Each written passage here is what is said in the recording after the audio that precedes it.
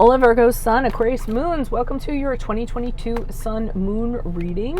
If it resonates, consider a personal reading. Just send me an email or a DM and we can easily set that up.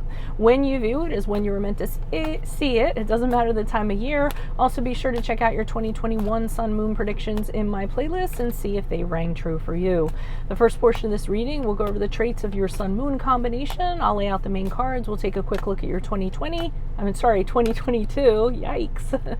We don't want to say 2020. The second portion will be the VIMEO portion of the reading, where in the link below, where I will clarify in depth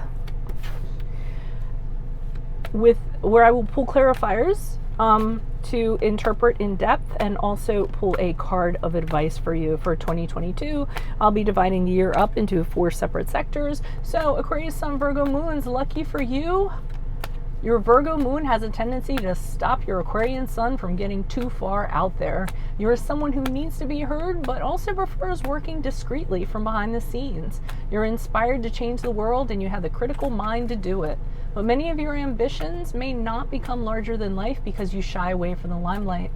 You have a nervous energy that tends to come from wanting to overanalyze and make everything perfect. Your deep need to constantly improve yourself does not help this much either. Your mind can get ahead of itself, which can lead to a lot of worrying and overthinking that can lead to stress. When your opinions or convictions are challenged, you can debate your opponent with incredible tenacity. Be careful not to come off as being too critical and please allow the other side to be heard. You're not a person of pomp and circumstance, and you really don't care for arrogant people who are.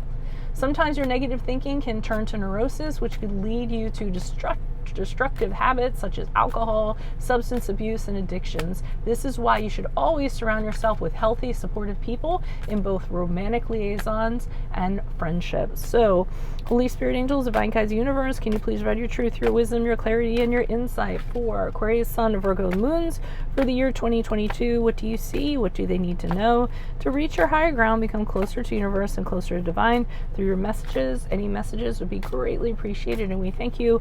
What do you see? What do they need to know? We already have the 10 of Wands in the upright for January, February, March. What do you see for April, May, June, please? April, May, June. Wow. Okay, and we have the 8 of Pentacles in the reverse. What do you see for... Are all your cards just going to come on, popping on out? We have the 4 of Wands in the reversed for July, August, September. And what do you see for October, November, December, please, for Aquarius, Sun, Virgo, Moons? Aquarius, Sun, Virgo, Moons. October, November, December. What do you see? October, November, December. Sun card in reversed. Okay, so I'm going to start off this reading by saying, hope for the best, plan for the worst, and use your free will. I'm reading these energies as they are at this present time and how they're most likely to move forward without intervention. You intervening is knowing of things that being privy to things that normally you would not have, and as human nature would have it, as you move forward from this reading, you're probably going to use your free will, that wonderful thing we call our own mind, to move things to one degree or the left. So I'm telling you this because I don't want negative people coming in being like, oh my God, my life's over, gloom and doom. No. That's not how these things work.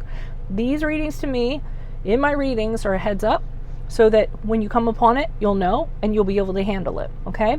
Now, I am going to preface this by saying in 2022, I really want to see you guys work on some habits that you have, because I see it kind of playing out in 2022. If you don't kind of change your habits that you have right now, how you approach things, your perspective, I feel like it's just going to make things worse for you and harder going forward. So you might want to address that now.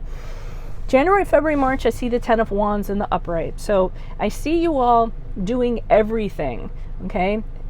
Not delegating to other people. So you're taking on the responsibilities probably without even being, asked to do so. It's kind of like, okay, I know I can do this better, so I'm going to do it. And I feel like you're just taking on more and more and more.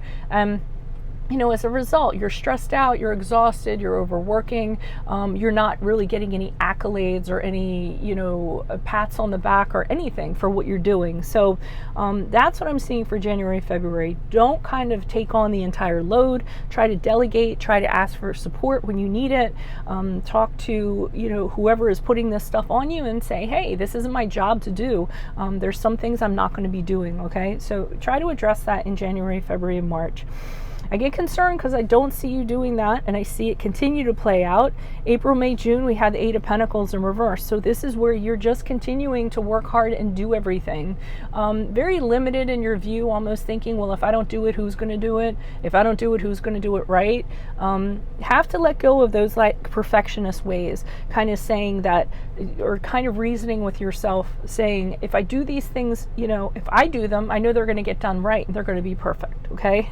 If I give it to somebody else, then maybe not so much, and then it's going to fall back on me. So I feel like having that kind of expectation or that kind of outcome of perfectionism is really going to be problematic for you, okay? And it's going to actually snowball, because in July, August, September, with the Four of Wands in the reverse, I see you very unhappy in the environment that you're in. And again, I feel like it's because you're not being appreciated. You're not getting what you deserve. You're not getting, you don't feel welcome. You don't feel like you fit in. You feel like it's an unstable environment. I just feel that you're not happy where you are because you've been putting your heart and soul in this stuff, and it hasn't been realized, is what I'm getting, and the appreciation isn't there. So that's what I'm kind of getting. And then in October, November, December, it just continues because you're kind of down, having a hard time staying positive and optimistic about this. You're just kind of like, wow, things could be so much better. It's almost like a black cloud or a shadow is hanging over you all the time, saying, I'm having a hard time, remaining positive and putting one foot in front of the other. I mean, here I've worked myself to the bone all year, and then, I'm in a situation that I'm not very happy about. Be careful, because the Sun card in reverse can be, a measure of sadness, possibly even getting a little depressed. So be careful of that. I say nip it in the bud early in 2022. Don't kind of fall into the same patterns if these are your patterns, and kind of turn things around. So that's what I have for you all. If it resonates, consider a personal reading. Just send me an email or a DM so we can set that up. Otherwise, make sure you click on the Vimeo link below, where I'll be pulling these clarifiers on these cards for a deeper interpretation, and I'll also pull a card of advice for 2022. In my playlist, 2021, some moon predictions are still in there. Check those out, see if they rang true for you. Otherwise, check me out on Facebook, Instagram, TikTok. Like, share, subscribe, and or donate. Otherwise, I said otherwise again. I will see you in the Vimeo. Adios from Veronica Garnett. Bye.